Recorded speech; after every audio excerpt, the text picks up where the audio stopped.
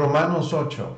Hoy comenzamos con un capítulo extremo, realmente importante.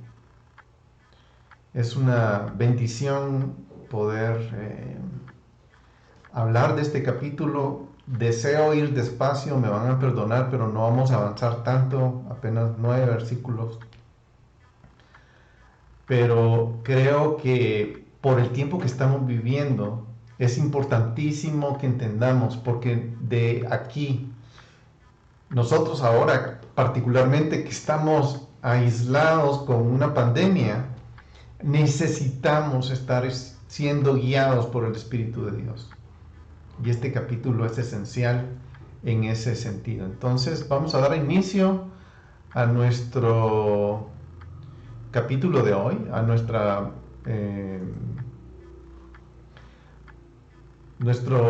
capítulo de Romanos 8 y comenzaremos inmediatamente. Muy bien. Muy bien. Este tema de hoy, del capítulo de Romanos, habla de la presencia e intervención del Espíritu de Dios. Y eso es lo que lo hace increíble, sumamente increíble.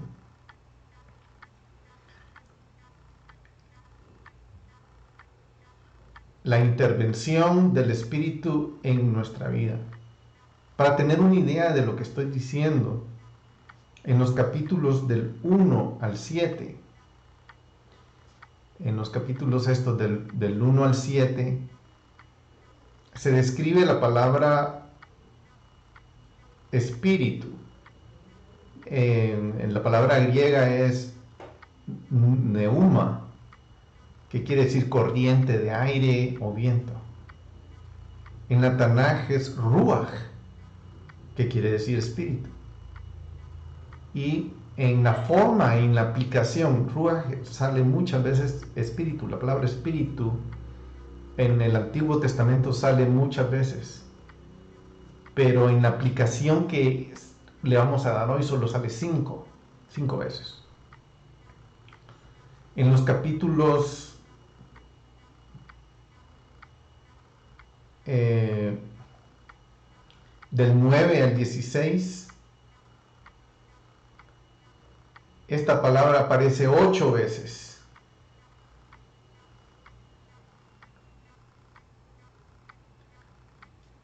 Y en el capítulo 8, en el que vamos a ver, estamos comenzando hoy, aparece 21 veces.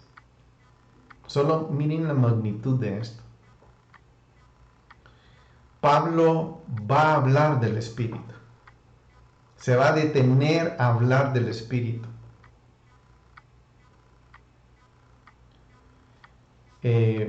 Y por eso es que es tan importante para nosotros. Aún para el lector casual y para Pablo, la vida de alguien que está justificado por la fe es una vida vivida en el Espíritu.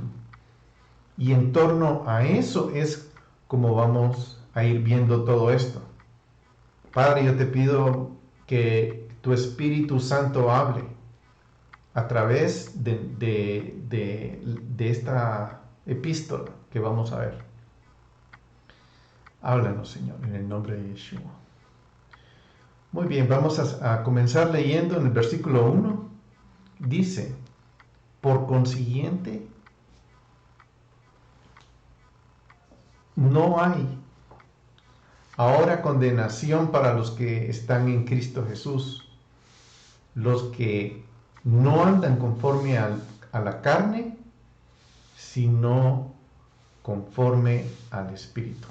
Este es el tema que vamos a ver, porque Pablo nos va a dar una aclaración de quiénes son los que andan conforme al Espíritu y conforme a la carne, y eso va a ser muy evidente. Aquí Pablo está concluyendo de los versículos de Romanos 7, que se acuerdan que nos detuvimos mucho entre los versículos 1 y el versículo 6. Entonces, en estos versículos es que vamos a andar hablando. O sea, él está concluyendo aquí en el inicio del versículo 8 con estas cosas que él nos dijo. ¿Acaso ignoráis, hermanos, pues hablo con los que conocen la ley? Que la ley, es tan importante esto, la ley tiene jurisdicción sobre una persona mientras esté vivo. Eso lo vimos la semana pasada y lo traigo porque con estos conceptos Pablo está comenzando el versículo 8 y él está diciendo, recordándonos, la ley, la Torá, tiene jurisdicción sobre nuestras vidas mientras vivimos. Está hablando en presente, o sea, aquí no está sugiriendo que la ley no tiene control, o no está sugiriendo mucho menos que la ley ya ha sido anulada. Todo eso ni siquiera lo está pensando, ni siquiera lo está sugiriendo. No sé cómo llegamos ahí algunas veces a ver esto, pero eso es lo que nosotros llegamos a pensar. Aquí hay otra idea que dice: a vosotros se os hizo morir a la ley por medio del cuerpo de Cristo, para que seáis unidos a otro. ¿Quién es ese otro? Aquel que resucitó de entre los muertos, a fin de que llevemos fruto para Dios. Y en esto es lo que va a estar explicando en el capítulo 8. Esto es lo que va a estar diciendo. Dice, pero ahora hemos quedado libres de la ley, habiendo muerto a lo que nos ataba, de modo que vivamos en en novedad del espíritu y no en el arcaísmo de la letra. O sea, y eso es lo que vimos aquí. Tenemos que morir así como Cristo murió por nosotros, nosotros debemos de morir para que seamos unidos, porque si no sucede que muramos, no vamos a ser unidos a otro, a aquel que resucitó de entre los muertos, a fin de que llevemos fruto. Importantísimo, a fin de que llevemos fruto. Pero ahora hemos quedado libres de la ley habiendo muerto. O sea, la ley que nos ataba al pecado, porque nos ataba, la ley nos condenaba. Y si decía, la paga del pecado es muerte. El alma que peca, esa morirá. Pero como morimos con él, entonces, por medio de su cuerpo, o sea, morimos, ya discutimos eso en el video pasado. Entonces, ahora vamos a servir a lo nuevo, que es la novedad del espíritu y no en el arcaísmo de la letra. Esto es lo que quiero traer de la semana pasada, y con esto quiero traer algunas ideas también que vamos a ir viendo. Porque aquí, habiendo hecho esta aclaración, a nadie se le debería ocurrir que la ley, la Torá, es mala y piensen que no caduca. Ya vimos que dice: ¿acaso ignoráis que la Torá tiene jurisdicción en nosotros mientras nosotros vivimos, ¿verdad? Vamos a ir viendo eso. Pablo reitera la verdad general en Romanos 7, en esos versículos que estuvimos hablando. Es decir, lo que ocurrió en la muerte y la muerte del que cree en Yeshua. O sea, aquí Pablo está igualando la muerte de Yeshua. Él murió, sí murió. Todos estamos claros que él murió, pero nos está diciendo también que nosotros también tenemos que morir. Eso lo tenemos que tener muy claro. Nosotros tenemos que morir con él, con un propósito. Así como él resucitó, así nosotros resucitamos en novedad, en un escenario que no teníamos antes. Antes estábamos en el escenario de la muerte y hoy estamos en el escenario nuevo de la vida. Y estos son las ideas que él está martillando y las vamos a seguir martillando, o sea, afirmando en este capítulo. Entonces, él nos ha demostrado que con el Mesías termina la condenación, la pena del pecado que heredamos de Adán, según lo vimos en el capítulo 5. Vean el video del capítulo 5, que es extenso, habla mucho de todo esto, extenso de cómo pasó eso. Y como heredamos eso, pecado, por medio de Adán, Adán nos alejó de Dios. Eso está en versículo 3, 10 de Romanos, y entonces para nosotros es imposible, por la forma en que estábamos, o era imposible vencer el pecado, porque el hombre natural estaba condenado, encerrado por la Torá. La Torá tenía directivas o direcciones o mandamientos o que dicen que todo se encerró en el pecado, ¿verdad? El alma que peca morirá, ¿verdad? O sea, eso ya está establecido. Entonces, nunca ha habido un alma que no peca.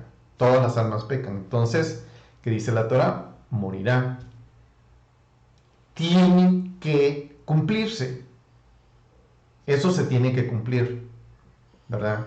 Romanos 5:16 dice: el juicio surgió a causa de una transgresión, resultando en condenación. Y la condenación solo puede ser superada mediante un pago único, sustituto de alguien justo, Yeshua, que es nuestro Mesías. Y esa idea traemos.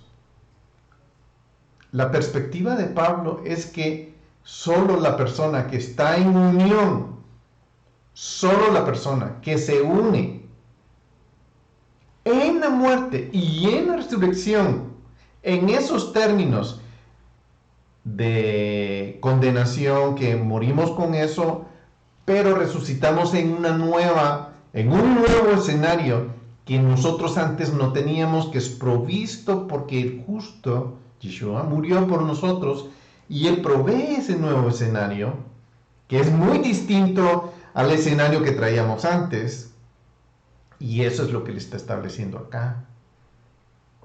Entonces, él al mismo tiempo levanta la condenación en los que encontramos a Yeshua y entramos en este nuevo escenario,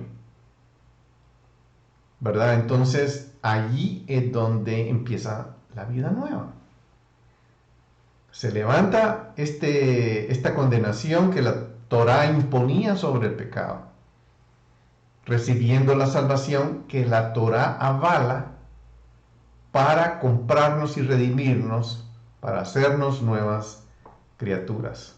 Y aquí es donde vamos a comenzar a ver unas ideas con respecto al judaísmo. Yo voy a hablar con respecto al judaísmo, pero esto va a traer una luz, nueva luz hacia nosotros. Con respecto al judaísmo rabínico o el judaísmo ortodoxo, tiene por un lado mucho que decir del pecado, pero en otro sentido, el judaísmo considera al pecado de una forma periférica, no lo señala en un punto, no dice, esto es pecado, entonces no lo identifica, no llega, sino lo trata someramente, así, una pasadita, ¿verdad? No es puntual, sumamente puntual, claro, no lo define como lo va a definir Pablo.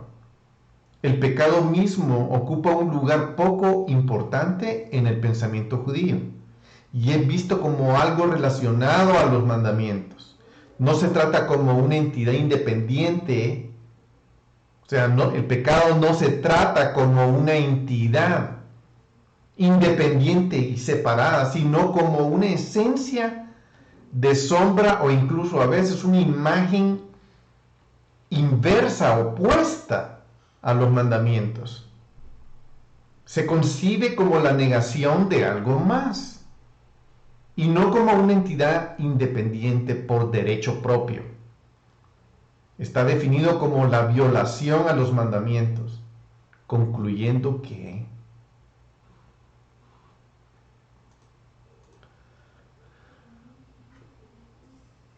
uno, los mandamientos son esencialmente órdenes divinas. Repito, esto es como el judaísmo rabínico lo ve. Los mandamientos son esencialmente órdenes divinas, de modo que hacer los mitzvot es un acto de obediencia y por lo tanto el pecado se consideraría principalmente como desobediencia o rebelión. Ese es número uno. Número dos, los mandamientos son esencialmente consejos divinos o la mejor opción para el hombre. El pecado desvía de este camino del que debería ser el orden creativo para la humanidad. Todos estos son enfoques para definir los mandamientos y tienen un común denominador, pero no ven el pecado o el mal como un sujeto o entidad concreta que existe en sí misma, incrustada en la carne. O sea, aquí esto es como Pablo nos lo presenta a nosotros. Aquí en esta descripción no está pasando eso. El mundo lo describe como una batalla entre el bien y el mal, donde el mal no se concibe como una esencia definida. Los mandamientos rectifican o terminan al mundo, tikkun olam. De modo que el pecado no se da cuando el hombre, como mayordomo o guardián del mundo, no cumple su propósito creativo y en cambio mancha su realidad y la corrompe. Aquí lo que está diciendo es que los mandamientos tienen como propósito rectificar lo que se conoce el tikkun olam. Y sí, los mandamientos rectifican. Pero el pecado se da cuando el hombre, como mayordomo del mundo, no cumple su propósito creativo y mancha su realidad y la corrompe. Básicamente, por ahí va. No ven el pecado o el mal como un sujeto o entidad concreta que existe en sí misma incrustada en nuestra carne, que es lo que Pablo nos va a enseñar. Pero en el judaísmo eso no se ve así.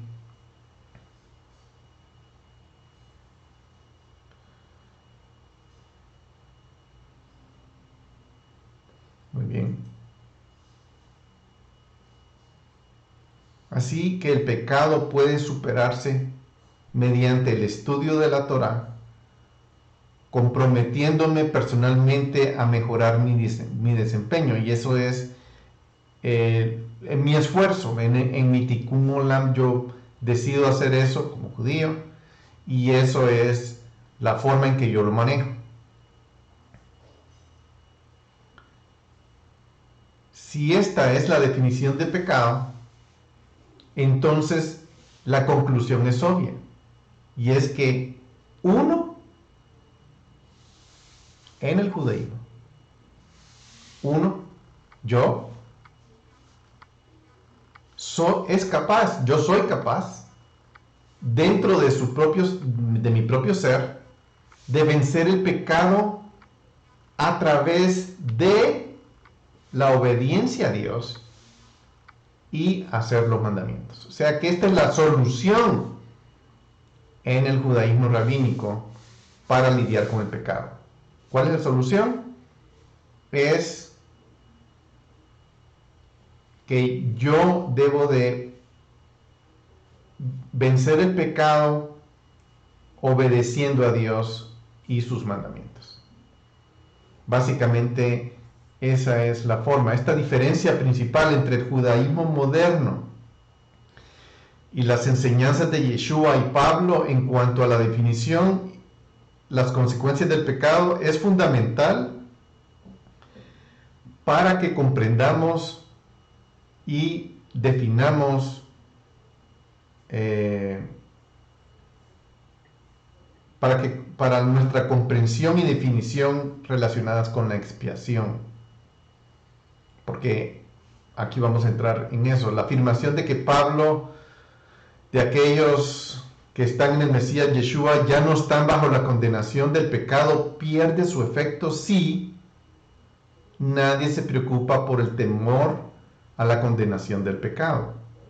Además del punto de vista del judaísmo rabínico, la necesidad de un Mesías sufriente para la expiación del pecado se ha convertido en un invento de la iglesia cristiana, después de haber dejado sus raíces, ya que buscan el beneficio de la expiación de la manera fácil, por la mera confesión, apartándose del cuidado y la disciplina de la Torá. Eso es lo que ellos dicen. Así vino Yeshua, esa es la manera fácil de manejarlo.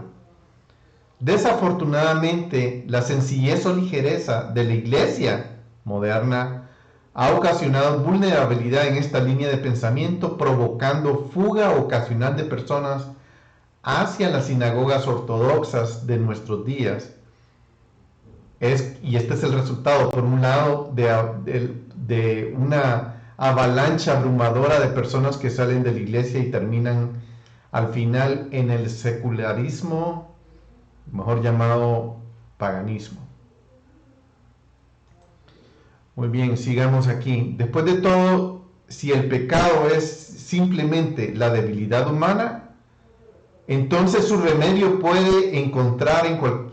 puede encontrar en cualquier esfuerzo concertado para ser una mejor persona. Pero por supuesto, las escrituras dicen otra cosa. Estoy hablando términos judíos, pero las escrituras dicen otra cosa. Jeremías escribe: ¿puede el etíope mudar su piel o el leopardo sus manchas? Así vosotros, ¿podréis hacer el bien estando acostumbrados a hacer el mal? Y nuevamente el profeta afirma en Jeremías 17:9, más engañoso que todo es el corazón y sin remedio. ¿Quién lo comprenderá? Aquí encontramos un principio, y es la incapacidad de los pecadores para vencer la naturaleza del pecado. Y la Escritura está señalando eso. Nosotros los hombres somos incapaces de lidiar, de vencer el pecado. No podemos. Para nosotros no es algo fácil. Tenemos esa incapacidad. Mientras que al mismo tiempo no podemos superarnos. Y eso es lo que Pablo nos va a explicar. Pablo ya ha dejado claro eso al citar los pasajes, como por ejemplo Romanos 3:10, que dice: no hay justo ni aún uno. Pablo está declarando, recuerden que esta carta es linda porque estoy hablando de judaísmo. Porque Pablo está escribiendo a un grupo de judíos que estaba en Roma. Y en el grupo de judíos que estaba en Roma, muchos eran ya sabidos de el Mesías, que encontrar su salvación en el Mesías. Entonces, él está escribiendo en este contexto, ¿verdad? Está escribiendo entre los que creen en el Mesías y los que no creen en el Mesías. Ese es el contexto. Y aquí nos está diciendo, ya nos dijo en Romanos 3:10 al principio de la carta: no hay justo ni aún uno. Por eso es que estuve hablando de cómo se maneja cómo el judaísmo maneja el pecado anteriormente, porque para estar contrastando eso con lo que Pablo está diciendo. No tiene que ver aquí con cristianismo, tiene que ver con creer en el Mesías, con lo que él hace profundamente en el corazón del hombre, o no creer en el Mesías y creer que la forma de vencer el pecado es haciendo obras, cumpliendo los mandamientos, haciendo mi mejor esfuerzo para lograrlo. Y eso es lo que Pablo nos está diciendo. No hay justo ni aún uno. No hay justo ni aún uno. El pecado, por su propia naturaleza, requiere un pago. Si vieron el cumplimiento de un mandamiento o la entrega de sacrificios o el sufrimiento personal, incluso muerte, como la forma de pago, se equivocaron, pero reconocieron que el pago debía realizarse porque Dios es un Dios de justicia y el pago es necesario para hacer justicia. Pero si esto fuera así como dicen ellos, ¿cómo puede ser que el salmista pide regularmente perdón en base a la misericordia de Dios? Y aquí vamos a ver estas escrituras, porque ahorita ya hablamos de cómo en el judaísmo moderno se lidia con lo del pecado, y dijimos que no hay nada puntual, sino hay que hacer esto, tengo que ser el mejor yo para lograrlo. ¿Y cómo soy el mejor yo? Cumpliendo los mitzvot, haciendo esto, haciendo otro, haciendo todo mi mejor esfuerzo. Pero la Biblia una y otra vez va diciendo, y está llena, y aquí está hablando, cómo el salmista se clama a Dios en base a la misericordia de Dios, no en base a lo que yo puedo hacer, mi mejor esfuerzo. Dice: no te acuerdes de los pecados de mi juventud, ni de mis transgresiones. Señor, acuérdate de mí conforme a tu misericordia, por tu bondad, oh Jehová. Por favor, ten misericordia de mí. Salmos 25:11 dice: oh Jehová, por amor de tu nombre, por amor de tu nombre. Perdona mi iniquidad porque es grande. No, aquí no tiene nada que ver con que yo soy bueno y que voy a hacer el mejor yo, o voy a funcionar haciendo los mandamientos de la mejor forma. Salmo 25, 18 dice: mira mi aflicción, mis trabajos y perdona todos mis pecados. 39:8. Líbrame de todas mis transgresiones, no me hagas la burla de los necios. Líbrame de mis transgresiones. No puedo. Líbrame de mis transgresiones. Él estaba en lo correcto. Después dice: ten piedad de mí, oh Dios, conforme a tu misericordia, conforme a lo inmenso de tu compasión, borra mis transgresiones. Miren qué claro es, como en la Biblia, en la época de David, en la época de los Salmos, está precisamente manejando el conflicto del pecado de una persona,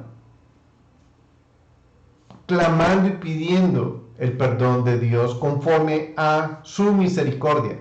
No tiene que ver conforme a lo que yo hago, digo. Lávame por completo de mi maldad y límpiame de mi pecado. O sea, lávame y límpiame. No puedo ni lavarme ni limpiarme, porque yo reconozco mis transgresiones y mi pecado está siempre delante de mí. 51:9 dice: esconde tu rostro de mis pecados y borra todas mis iniquidades. 79:9 dice: ayúdanos, oh Dios, de nuestra salvación, porque por la gloria de tu nombre, líbranos y perdona nuestros pecados por amor a tu nombre. O sea, es claro que no tiene que ver conmigo mismo.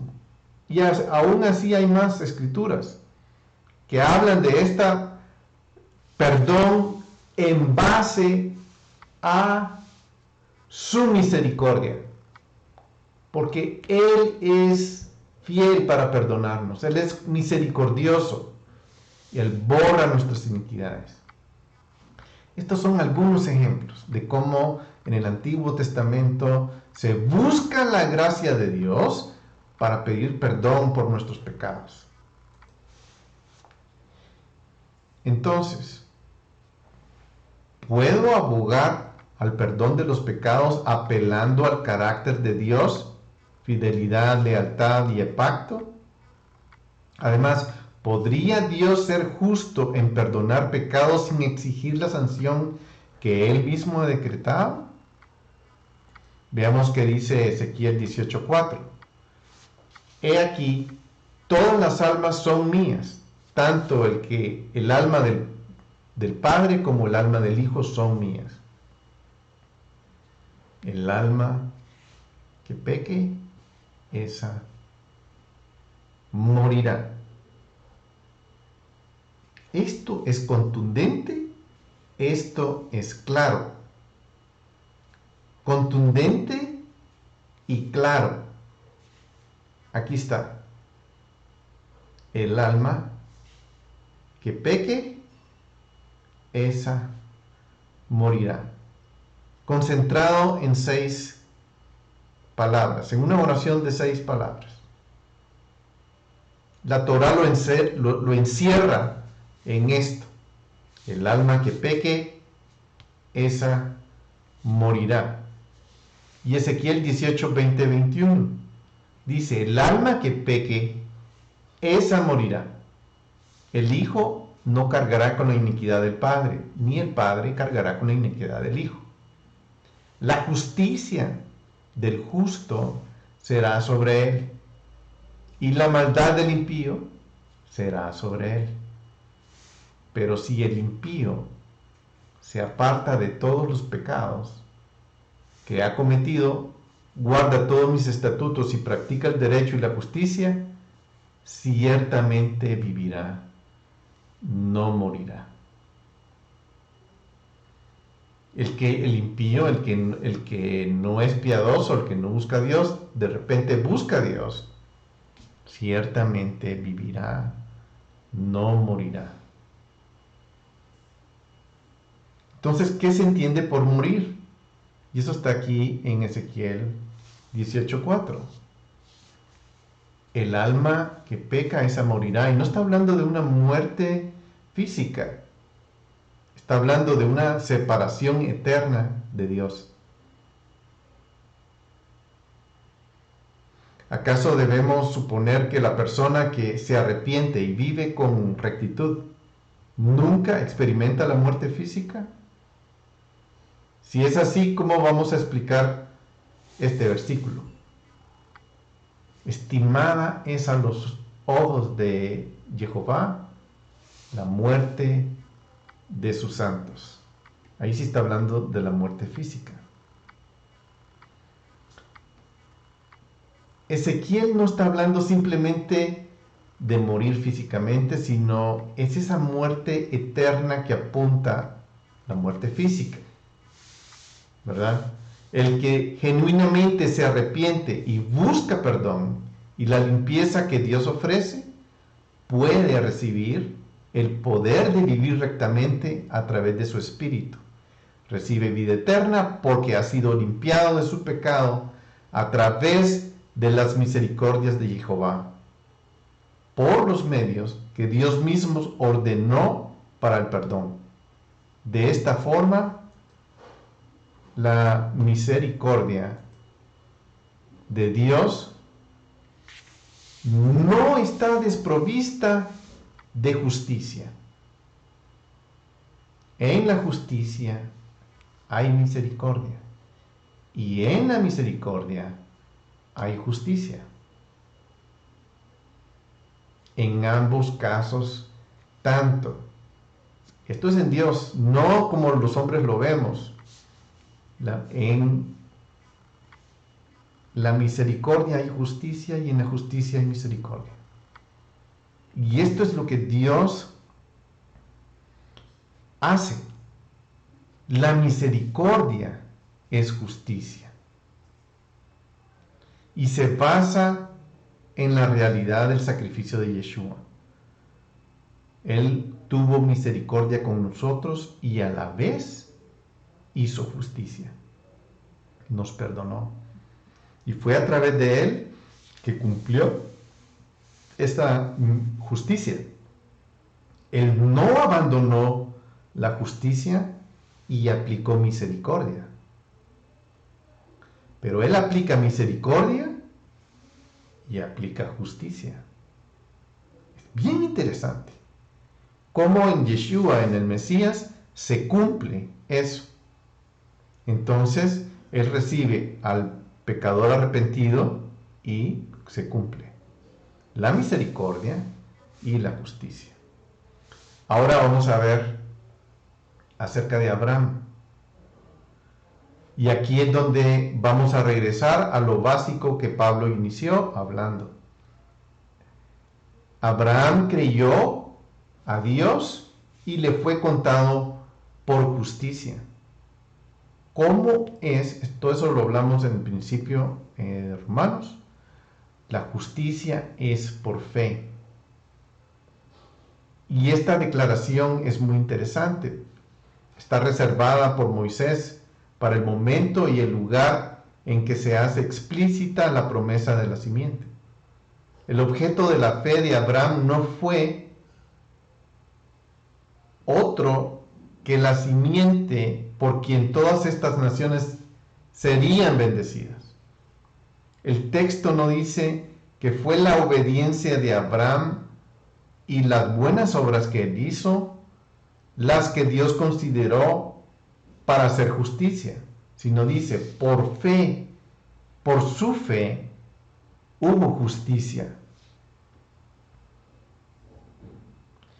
Entonces, ¿de dónde fluyó su obediencia? La obediencia de Abraham. La obediencia de Abraham fluyó de su fe, pero el cumplimiento de la justicia de Jehová vino por el sacrificio del Mesías, que Abraham vio por fe. Y fue esto lo que se hizo justo ante Dios. Abraham vio el sacrificio en el evento que se conoce en hebreo como Akeida, el sacrificio de Isaac.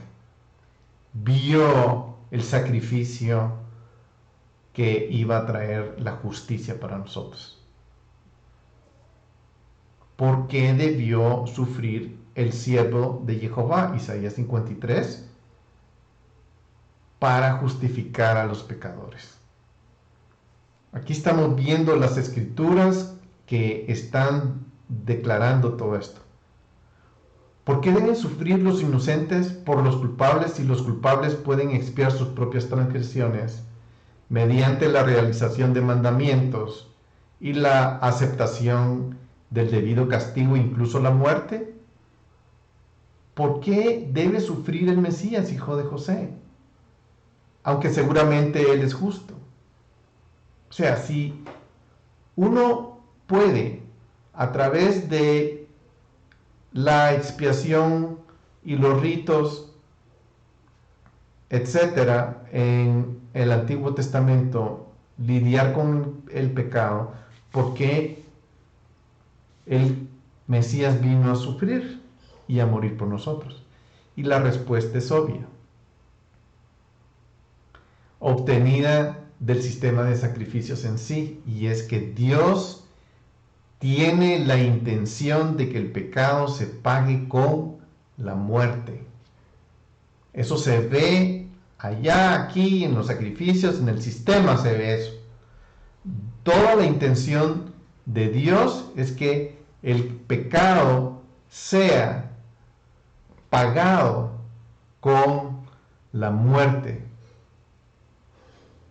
Porque el pecado, en cualquier figura, tamaño o forma, es una escupida en la cara de Dios. Es una transgresión en contra de Dios. El animal inocente en el ritual del sacrificio toma metafóricamente el pecado del culpable y se lo lleva por sí, decirlo, a través de la expiación del sacrificio.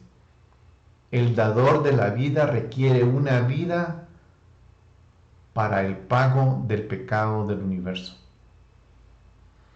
Dios requiere justicia y la justicia se hizo aquí. Dios requiere justicia y el Mesías hizo justicia. Por eso Juan declaró: he aquí el Cordero de Dios.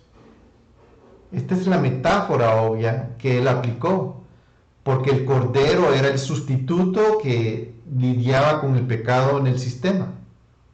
Y este es el Cordero. El Mesías había venido. El Cordero expiatorio de Dios está aquí. Vino. Entonces el pecado es una transgresión contra Jehová. Es imposible pagar esa deuda con nuestros propios recursos. Presentado ante el tribunal de la corte de Dios, somos declarados culpables y no nos sorprende. Nuestro pecado yace ante nosotros como la evidencia obvia de nuestra rebelión contra Dios.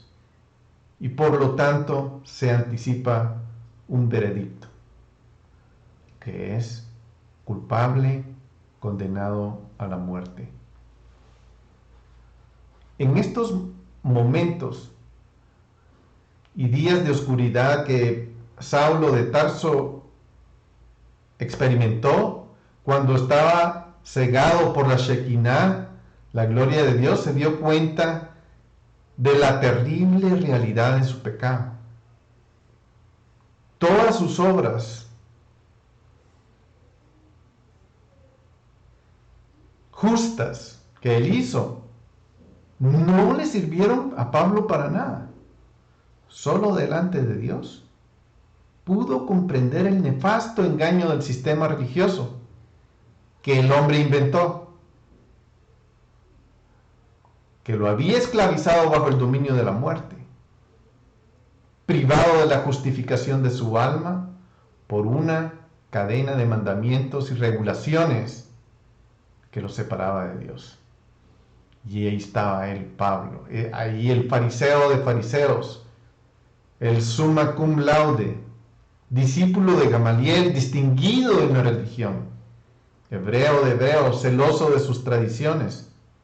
Pablo, la epítoma de excelencia, un buen judío ante los ojos de los religiosos, hizo el mayor descubrimiento de su vida, que por siempre cambió el destino de su propia vida y el de la humanidad. Por consiguiente, no hay ahora condenación para los que están en Cristo Jesús. Los que andan conforme a la carne, no los que andan conforme a la carne, sino conforme al Espíritu. Este es el versículo 1, lo repetí, pero este es precisamente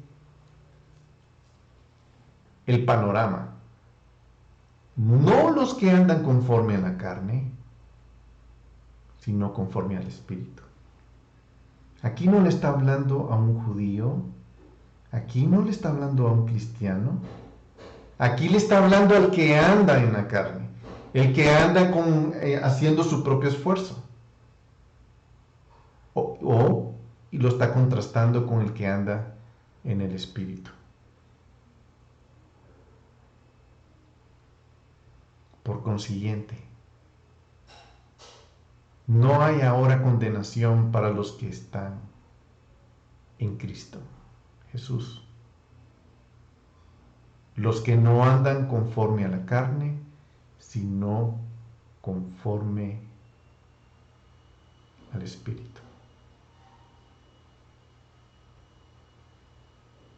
O sea, los que andan conforme a la carne van a encontrar condenación, y los que no andan, y los que andan conforme al Espíritu, no la van a encontrar.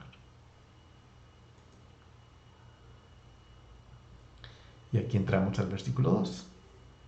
Ese fue el preámbulo poniendo las bases de este capítulo tan importante. Porque hemos venido, con Pablo nos ha venido describiendo cómo hemos actuado nosotros, cómo nos hemos desviado, cómo hemos recibido la herencia carnal, cómo todo esto. Pero ahora nos viene a hablar del Espíritu. Esa espada de dos filos que discierne lo máximo, discierne las coyunturas, discierne las intenciones del corazón. Y solo el Espíritu puede hacer eso. Sigamos en el versículo 2, dice: porque la ley del Espíritu de vida en Cristo Jesús te ha libertado de la ley del pecado y de la muerte. La Torah tiene muchas provisiones. Tiene provisiones para reyes, tiene provisiones para profetas, tiene leyes para jueces, tiene leyes para ciudadanos, tiene leyes para obreros, tiene leyes para todo, tiene muchas provisiones. Dentro de la Torah también hay provisiones, está la ley del Espíritu de vida. Esa es una sección muy fuerte de la Torah. Es una sección sumamente fuerte. Y también hay otra que ha libertado de la ley del pecado y de la muerte. Aquí hay otras provisiones que están puestas en la Torah. Entonces, la Torá tiene todas esas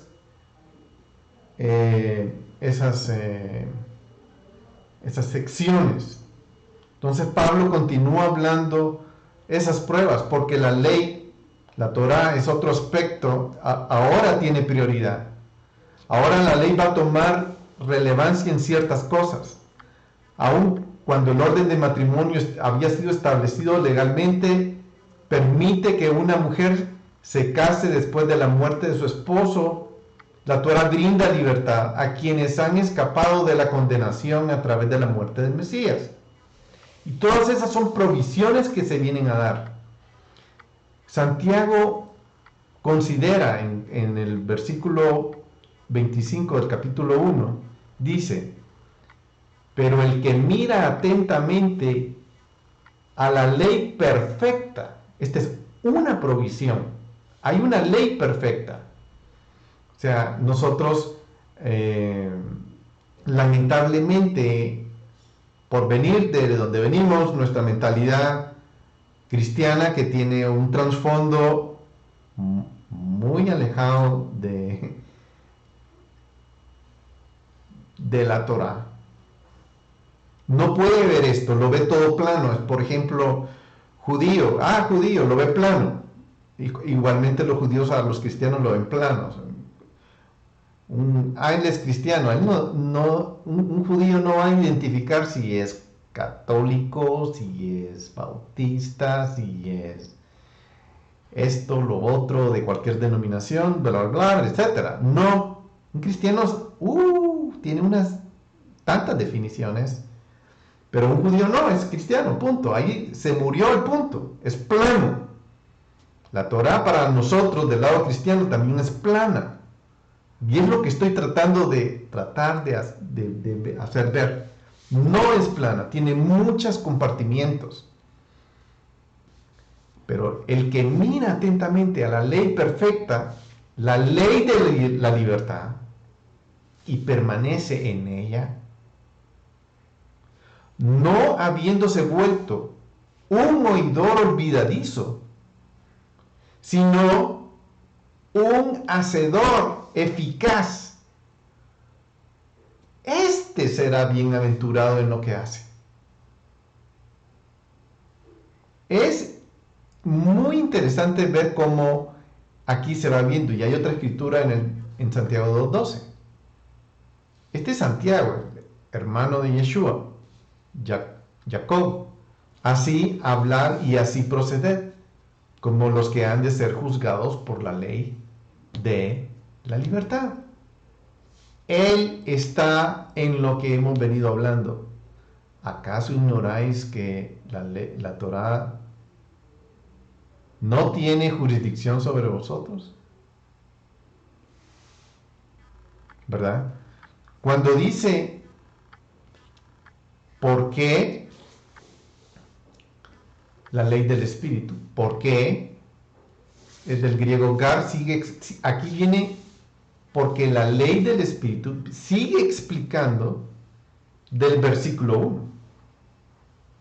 Sigue haciendo esa explicación y confirma por qué ya no hay condenación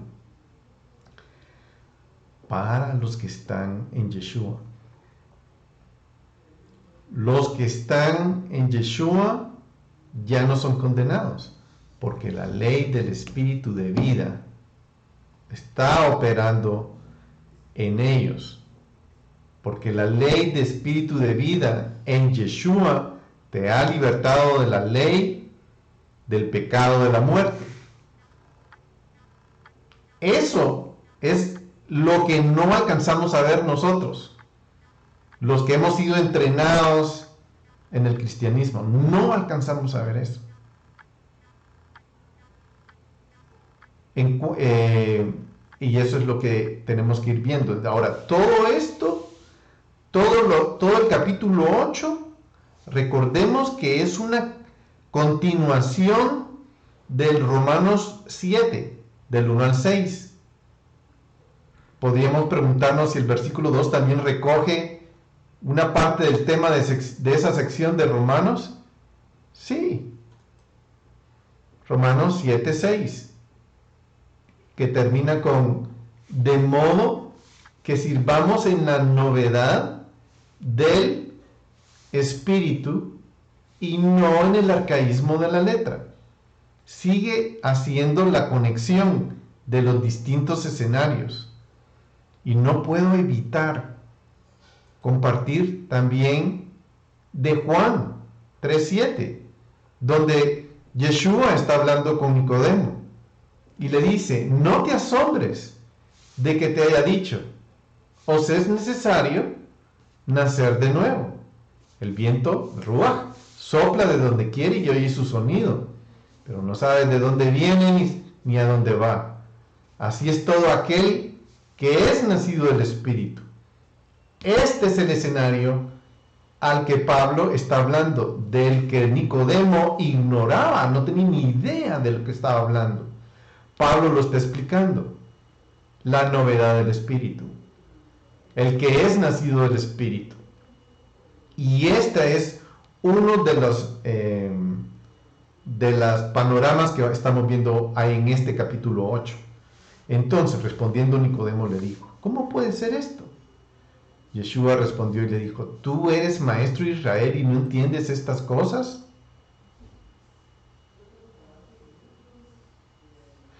¿Tú eres el maestro de Israel y no entiendes estas cosas? Es interesante todo esto, lo que está pasando en esta parte. Perdón que me...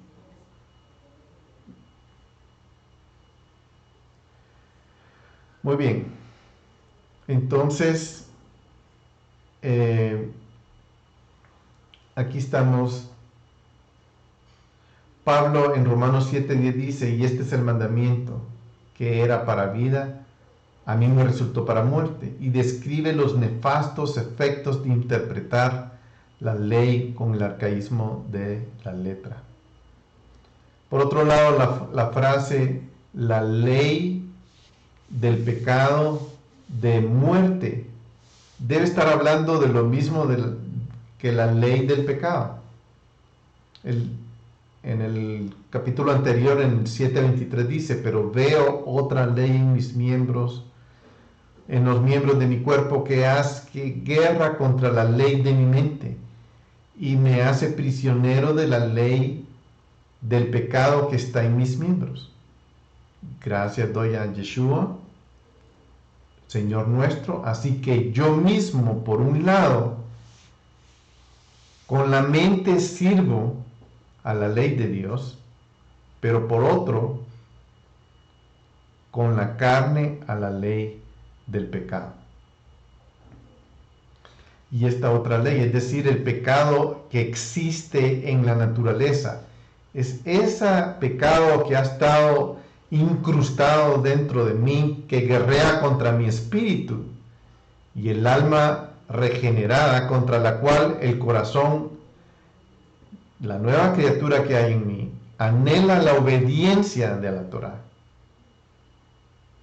y debe estar constantemente en esa batalla. La Torá con el espíritu de vida revela este mensaje que Pablo está desvelando, ¿verdad? Está revelando esto. Primero necesitamos entender lo que la frase empuja, y luego, o la oración o este versículo está empujando, luego hacer las preguntas obvias. Y tengo un diagrama que quiero que veamos. Voy a ver cómo se ve aquí.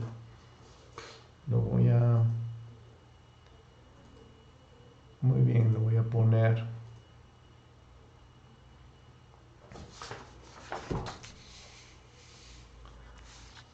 Espero que se vea ahí.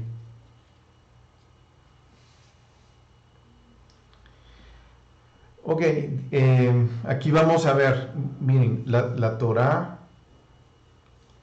es increíble. Como decía, hay compartimientos, la ley del pecado, hay provisiones, está la ley de los reyes, la ley de los profetas y todo está diagramado en la Torá, todo está puesto en la Torá. Lamentablemente nuestra visión es plana, ley, punto, se acabó. Pero no vemos todo lo que la Torah implica, no vemos todo lo que es, no la entendemos. Ignoramos. Pablo está hablando de la ley del pecado y de la muerte y también de la ley del espíritu de vida en Yeshua el Mesías, ¿verdad? Yo aquí dibujé una cruz, pero realmente voy a quitarla. Aquí en este compartimiento el yo, todos nosotros, cada uno de nosotros, cada persona ha estado atrapada. No sé si ven la cruz, el colorcito no ayuda porque es casi, la voy a dibujar porque no me ayudó el colorcito del post-it, ¿verdad? Aquí está. La cruz vino, la salvación de Dios vino a romper la ley del pecado, de la muerte. En la cruz, en el sacrificio de Yeshua, nosotros venimos a encontrar una salida, venimos a encontrar una forma de escapar de aquí para acá, del espíritu de vida. Pero no fue así nomás, no fue porque nosotros somos atinados, sino porque Él pagó por nuestros pecados, y Él vino y con la cruz abrió ese camino para que nosotros llegamos a la ley del espíritu de vida de Yeshua. O sea, eso como que no resuena mucho en nuestro vocabulario, porque ha estado velado, y eso es lo que Pablo está tratando de quitar los velos a nosotros, porque ha estado velado por miles de años. Y es lo que Pablo está tratando de hacer ahora, quitarnos este velo. Pero para eso tenemos que entender bien esto. Cuando diagramamos esa frase, la ley del Espíritu de vida en Cristo Jesús te ha libertado, que es esto, que es lo que en la Torá estaba provisionado, que Él viniera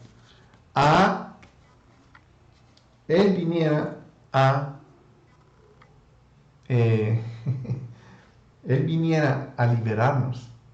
Entonces vino con la cruz, vino, y donde no podíamos hacer nada, donde estábamos atrapados, Él vino y logró pasarnos a la ley del espíritu de vida. Y este es el centro de nuestra vida ahora: vivir en el espíritu de vida.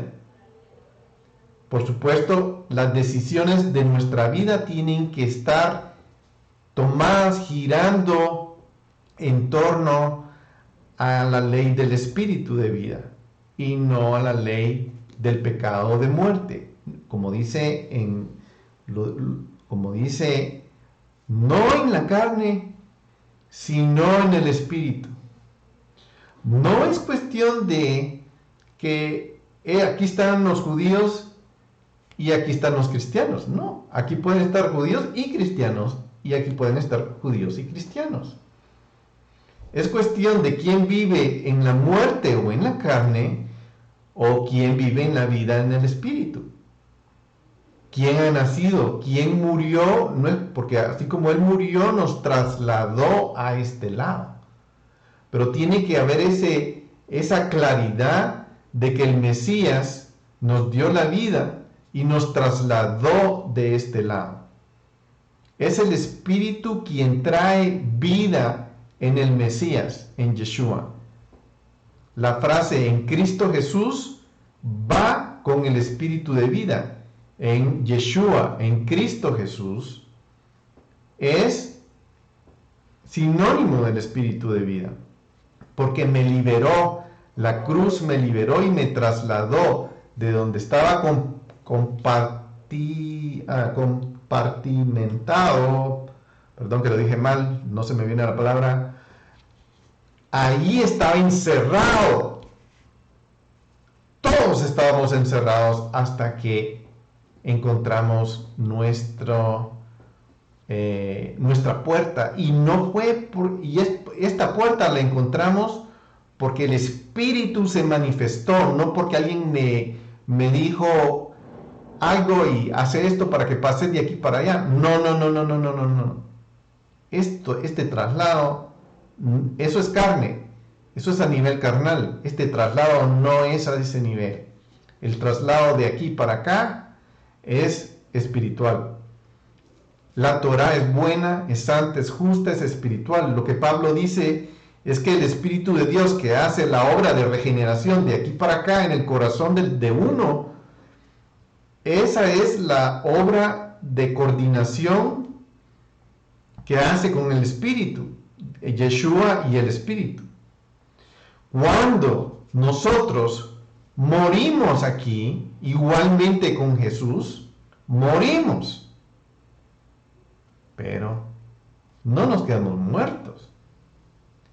Resucitamos en el Espíritu del Mesías de este lado. En un escenario distinto. Yeshua nos está trasladando de este escenario y está trasladando a mí a este lado. Ahí está. Eso es lo que Pablo está diciendo. Ahora voy a poner una escritura. Gálatas 3:20. Y aquí como que van a ir haciendo más, estas escrituras van a ir teniendo mucho más, que diría yo, entendimiento. Ahora bien, tenemos un mediador. Nuestro mediador es este. Tenemos un mediador, ¿verdad? Es este. Tenemos un mediador. No es de una parte solamente, ya que Dios es uno solo. ¿Es entonces la ley contraria a las promesas de Dios? De ningún modo. Claro que no. Imposible. Porque si hubiera dado la ley, hubiera dado una ley capaz de impartir vida, entonces la justicia ciertamente hubiera dependido de la ley. La ley la dio y todos la leyeron de este lado. Pero no estaba diseñada, la ley no estaba diseñada para hacer eso.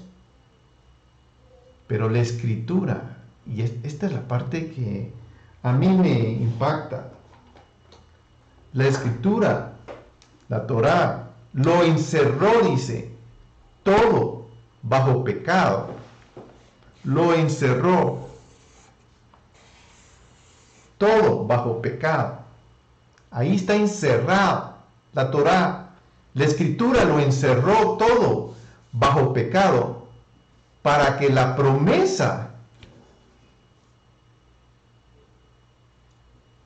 que es por la fe en Yeshua HaMashiach fuera dada a todos los que creen, que fue lo que vio Abraham, la promesa de Abraham.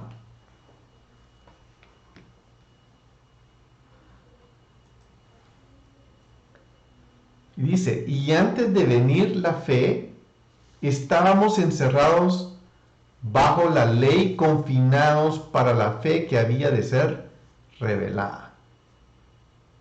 De manera que la ley ha venido a ser nuestro maestro, nuestro ayo, nuestra guía, nuestro instructor. La ley, la Torá, ha venido a ser nuestro instructor para conducirnos a Yeshua, Cristo, el Mesías.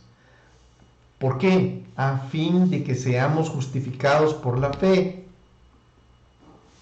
Pero ahora que ha venido la fe, ya no estamos bajo ayo. El régimen cambió, estamos aquí, pero ahora estamos aquí. Pues todos sois hijos mediante la fe en Yeshua. Porque todos los que fuisteis bautizados en Cristo, de Cristo habéis sido revestidos. No hay judío, ni griego, no hay esclavo, ni libre, no hay judío, ni cristiano, no hay esclavo, ni libre, no hay hombre, ni mujer. Todos sois uno en el Mesías. Todos sois uno en el Mesías. Y si sois del Mesías, entonces sois de la descendencia de Abraham, heredero según la promesa. O sea, es clarísimo cómo la Torá ha ido siendo el instructor, cómo nos ha ido guiando. La Torá de vida entonces es la Torá viviente. La Torá no solo es esta parte, la Torá no solo es esta parte, la Torá es todo, es la Torá viviente, es mucho, la Torá es el verbo, la palabra viva, es más que todo esto, es mucho más. Entonces Hebreos 4:12 dice, porque la palabra de Dios es viva y eficaz y más cortante que cualquier espada de dos filos, que penetra hasta la división del alma y del espíritu, de las coyunturas y los tuétanos, y es poderosa para discernir los pensamientos y las intenciones del corazón. Que conectada por el espíritu de la obra de Yeshua, permite que la palabra de Dios sea activada dentro de nosotros. La Torah es activada dentro de nosotros, cambiándolo, y nos lleva a conformarnos a la imagen de Yeshua mismo, para que sirvamos a la novedad del Espíritu. Romanos 7:6. Pero ahora hemos quedado libres de la ley, habiendo muerto a lo que nos ataba, de modo que sirvamos en la novedad del Espíritu y no en el arcaísmo de la letra. De modo que sirvamos en la parte del Espíritu y no en el arcaísmo de la muerte, de la letra. Hay evidencia de salvación en las personas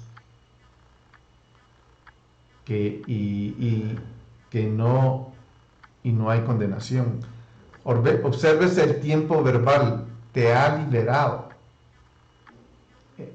La Torá, la ley, te ha libertado de la ley del pecado. Y está hablando que lo está haciendo, te ha liberado, ya lo hizo.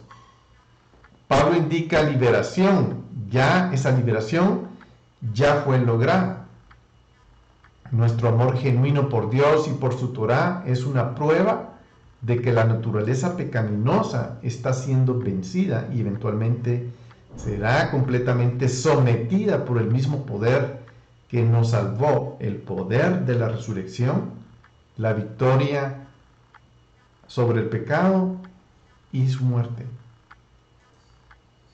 Filipenses 3:10 dice, y conocerle a Él, el poder de su resurrección y la participación de sus padecimientos, llegando a ser como Él en su muerte. Y esto es algo que es bueno que meditemos. Nosotros tenemos que morir con Él para resucitar con Él.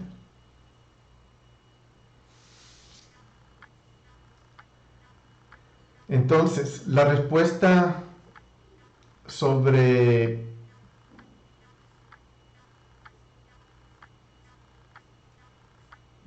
estoy aquí en la ley del Espíritu de vida en Cristo Jesús me ha libertado de la ley de la muerte. Esa respuesta es doble. En primer lugar, la prisión de la que habla Pablo es la naturaleza del pecado. O sea, yo estoy en una prisión porque mi cuerpo ha albergado al pecado, que aparte de la glorificación total de la inmortalidad, siempre será un enemigo en el cual contamos, porque ya la vida vino, pero tengo ahí yo un tira y encoge donde estoy lidiando y luchando con mi carne, porque mi carne no quiere someterse ni a Dios, ni al Espíritu, ni a su Torah, ni a su palabra. Mi carne no quiere. Y esa es la continua batalla que yo tengo. La libertad consiste en el hecho que el alma regenerada en realidad es capaz de librar una guerra contra la naturaleza del pecado y obtener victorias en ella. Y eso es de lo que nosotros somos capaces. Hemos resucitado nosotros al Espíritu de Dios, hemos sido trasladados a esta parte, al Espíritu de vida, entonces sí tenemos la capacidad de vencer, si esto ha sucedido. Y eso es lo que él está tratando de decir. Ya estamos muertos a nuestros delitos y pecados. Y el que no ha nacido de nuevo es incapaz de caminar en su Torah, de hacer justicia, de morir al viejo hombre y de surgir y nacer de nuevo. Es incapaz. Si uno no muere con Jesús, es incapaz de todo eso. Y eso es lo que nosotros tenemos que asegurarnos que pasa con nosotros. Versículo 3. Pues la ley no pudo hacer ya lo que la ley no pudo hacer, ya que era débil por causa de la carne. Dios lo hizo enviando a su propio Hijo en semejanza de carne de pecado. Semejanza de carne de pecado. Y como ofrenda por el pecado, condenó al pecado en la carne, para que el requisito de la ley se cumpliera en nosotros, que no andamos conforme a la carne, sino conforme al Espíritu. Nosotros andamos conforme al Espíritu. Aquí ha habido mucho debate en este versículo. La Torá no era débil en sí misma, sino porque no podía por su propia fuerza dar la vida a los muertos en pecado. O sea, esa era, digamos, la Torá era débil no porque era débil, en el sentido de que no estaba diseñada para traer la justicia para nosotros, para liberarnos a nosotros. No, porque no era a través de órdenes, mandamientos, sino que Dios vino, mandó a su Hijo y en semejanza de carne tomó todos nuestros pecados y los mató, se deshizo de ellos. La Torá no podía hacer eso. Y Dios dio vida a los muertos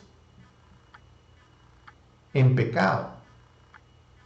No a través de la Torá, sino a través de Yeshua.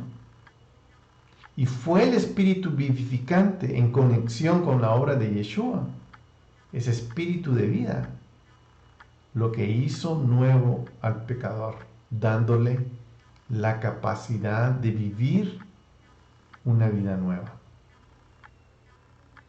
Y aquí está apuntando a Romanos 2:13. ¿Se acuerdan que dice no solo, porque no son los oidores de la ley los justos ante Dios, sino los que cumplen la ley son justos ante Dios? Esto es algo que debe debemos de saborear bien, debemos de masticar bien, como lo dice, y tiene sentido. No son los oidores de la ley los justos ante Dios, sino los que cumplen la Torá. Esos serán justificados. O sea, por eso es que a veces cuesta, es que Pablo se equivoca, yo oigo muchos esos comentarios, pero la razón es porque no tenemos la mentalidad, no tenemos la idea de a quién está escribiendo, no tenemos la idea de que cambiamos los destinatarios de la carta. Aquí le está escribiendo a judíos, creyentes, y a romanos, creyentes. El término cristiano, como lo conocemos hoy, no existía en esta época. Podemos hacerlo a un lado. Solo concentrémonos en cómo era la situación, cómo era el entorno. Pues lo que la ley, o sea, lo que la Torá no pudo hacer, ya que era débil por causa de la carne, pero la culpa no está en la Torá, está en la carne. El problema no es la escritura, el problema es la carne donde el pecado fue incrustado, que heredé yo a través de Adán. Y la Torá nunca fue dada para dar vida al que estaba muerto. Primero el pacto con Abraham y luego el pacto con Moisés. Esto ilustra gráficamente que la Torá dada en el Sinaí encontrará a los corazones de todos los que albergaban la fe de Abraham. Y Dios lo hizo. Dios encontró la solución para justificarnos y salvarnos a través de su propio Hijo, que es la única solución, el remedio para entregar la vida divina donde la muerte había usurpado, había robado, el pecado había penetrado. Pero la noticia la sabemos, Él vino.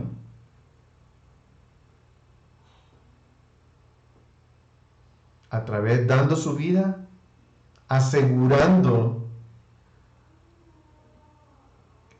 ejecutando al pecado, a través de Yeshua. Y como ofrenda por el pecado, la frase griega por hamartías con respecto al pecado a menudo se encuentra en la Septuaginta en relación con las ofrendas del pecado. La Septuaginta es la Biblia, la parte del Antiguo Testamento que fue traducida al griego por rabinos. La misma palabra está siendo aplicada, la misma palabra que Pablo está aplicando aquí como ofrenda de pecado es la que él escribió a través de cómo Yeshua se entregó como ofrenda. La misión primordial de Yeshua en su primera venida al ser enviado por el Padre, fue destruir el pecado que habita en nosotros a través de Él morir, nosotros morir con Él resucitar, nosotros resucitar con Él. Entonces,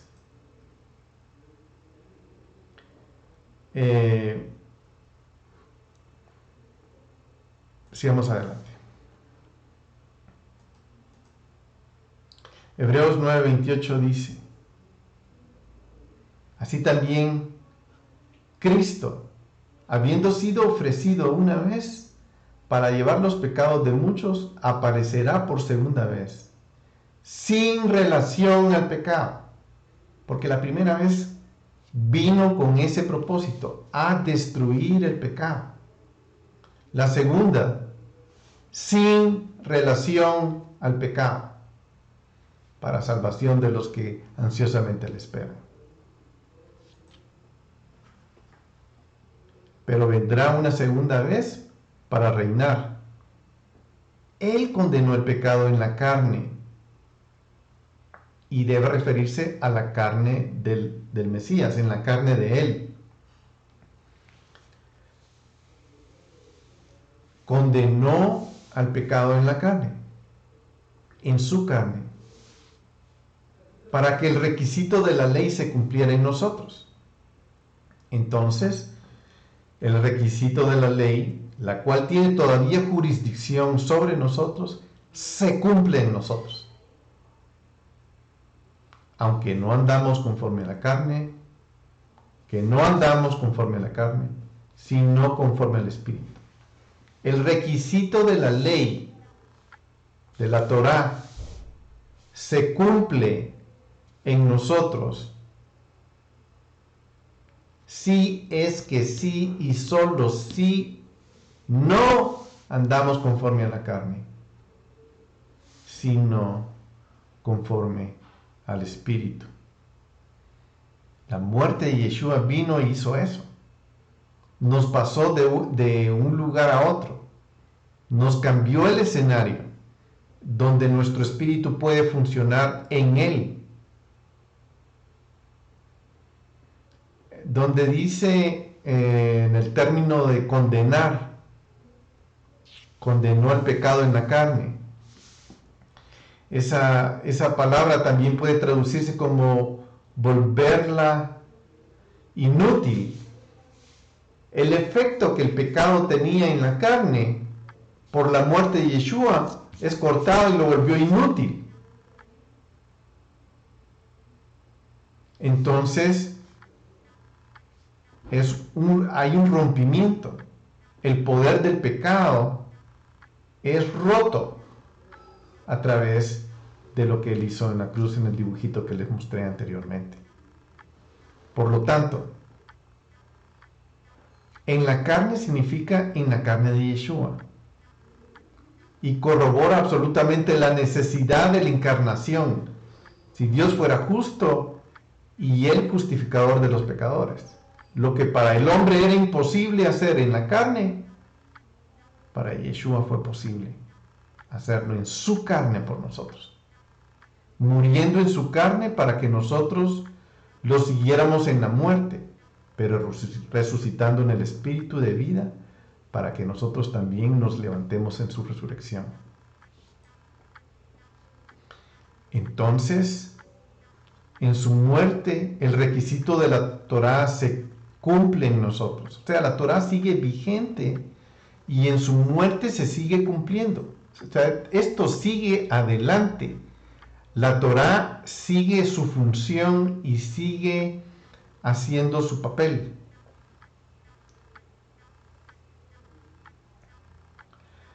Así nosotros ya no vamos a andar conforme en la carne, sino conforme al Espíritu. El hecho de nacer de nuevo cambia las reglas de cómo caminar. Ya no conforme a la carne, sino conforme al Espíritu, porque hemos sido liberados para andar en los caminos de su Torá, conforme a un estándar mucho más elevado que nadie puede adquirir en la tierra. Nadie puede adquirir ese estándar si no es con su espíritu. ¿Lo podemos adquirir? Sí, a través de su espíritu. Sí, si hemos muerto y resucitado con él. Sí podemos llegar más arriba. Podemos caminar sus caminos y podemos andar en su justicia manifiesta. Así se cumple el requisito de la Torá en nosotros. La palabra requisito en la Torá tiene, es interesante que lo veamos porque tiene varias funciones. Requisito está en Romanos 1:32, dice, los cuales, aunque conocen el requisito, el decreto dice ahí en Romanos 1:32, pero la palabra es dikaioma, que es traducida en es el requisito de la Torá fue cumplido. Los cuales, aunque conocen el decreto de Dios, que los que practican tales cosas son dignos de muerte, no solo las hacen, sino también dan su aprobación a los que la practican. Ahí la palabra es requisito. Ellos conocen el requisito de Dios, que los que practican tales cosas son dignos de muerte. Veamos otra escritura. Romanos 2:26. Por tanto, si el incircunciso cumple los requisitos de la ley, ¿no se considerará su incircuncisión como circuncisión? En Romanos 5:16 también dice, tampoco sucede con el don como con el que vino por medio de aquel que pecó.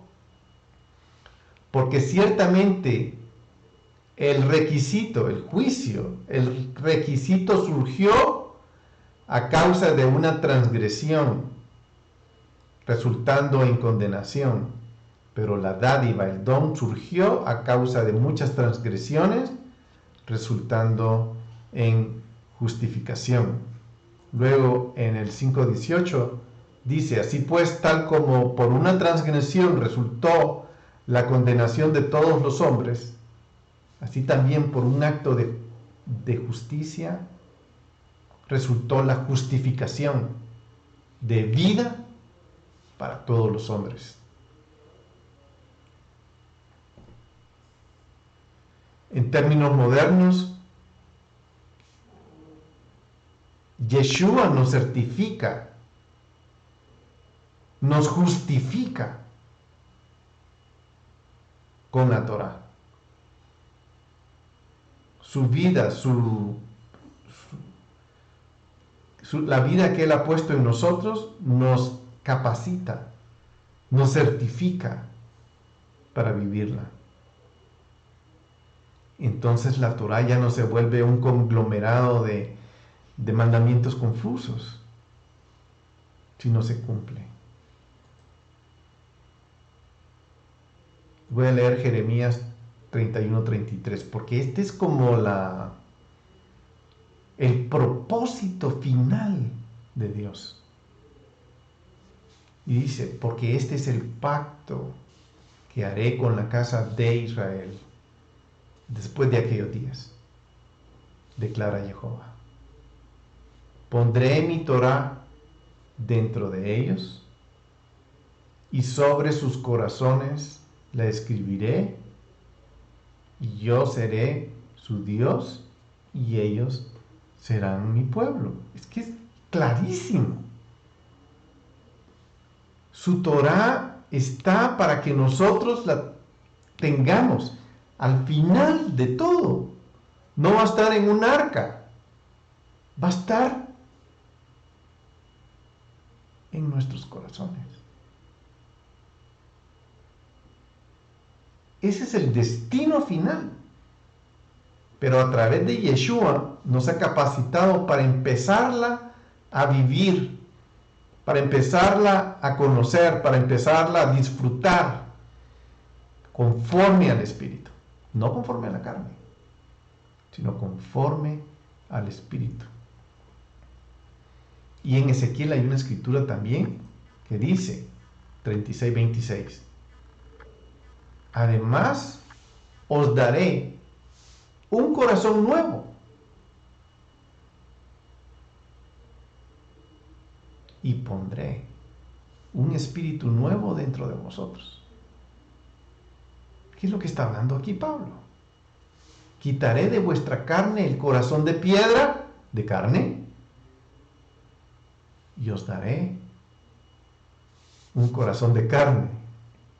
O sea, no un corazón endurecido, sino un corazón suave. Aquí vemos la Torá escrita en el corazón, y ese es el efecto. Eso es lo que Dios nos ha estado dando. La Torá es la revelación verbal del carácter de Dios. Y a través de la Torá nos va a dar vida.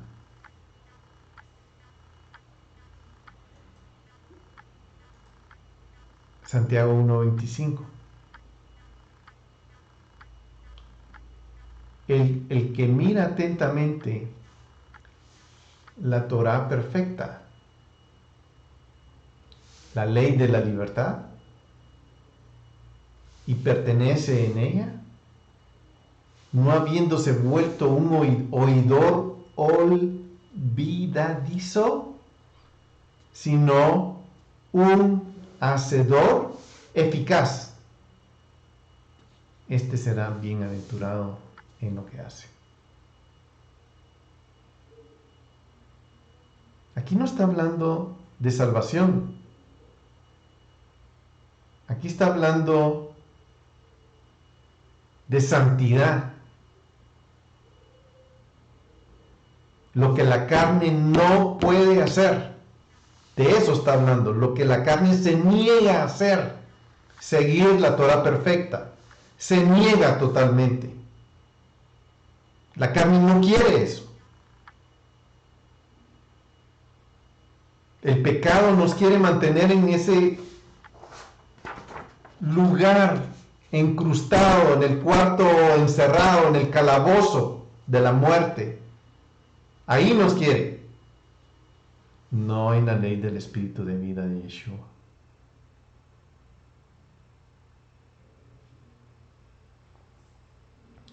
Santiago también en el 2:12 dice, así hablad y así proceded, como los que han de ser juzgados por la ley de la libertad.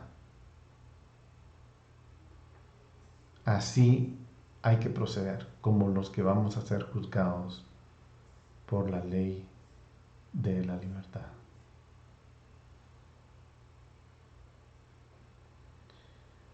Muy bien. Yo creo que voy a parar aquí porque el tiempo se me ha ido y yo pensé que tenía más tiempo, pero yo voy a seguir la otra semana hablando. Solo quiero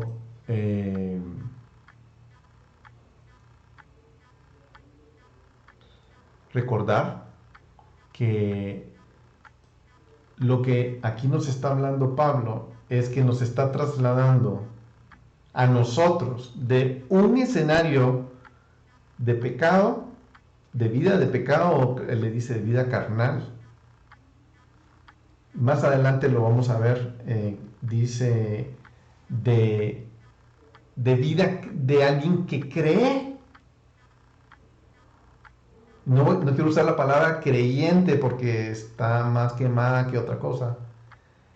De alguien que cree en el Mesías, que nos está trasladando a su reino, a su Torah.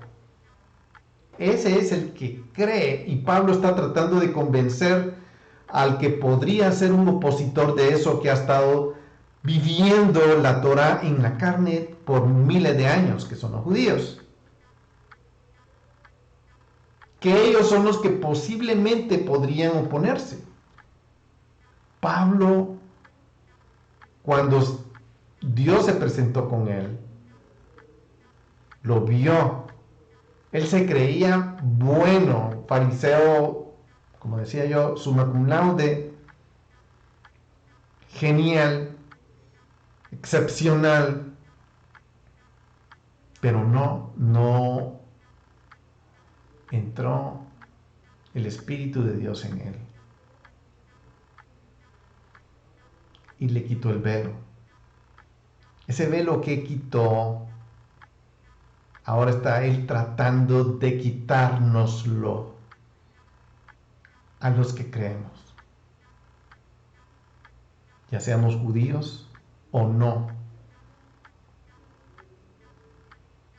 Quitar ese velo que no es por nuestra religión, por lo que creemos y porque yo creo, sino por lo que Él hizo. Porque al final es carne y espíritu, incrédulo o creyente en Él,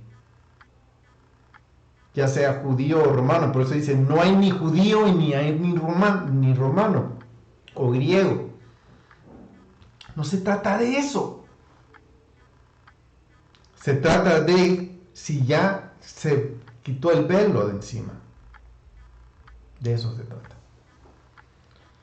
Y vamos a seguir adelante en el siguiente video y les animo a que sigan adelante y participemos de él. Les bendigo y nos vemos la otra semana.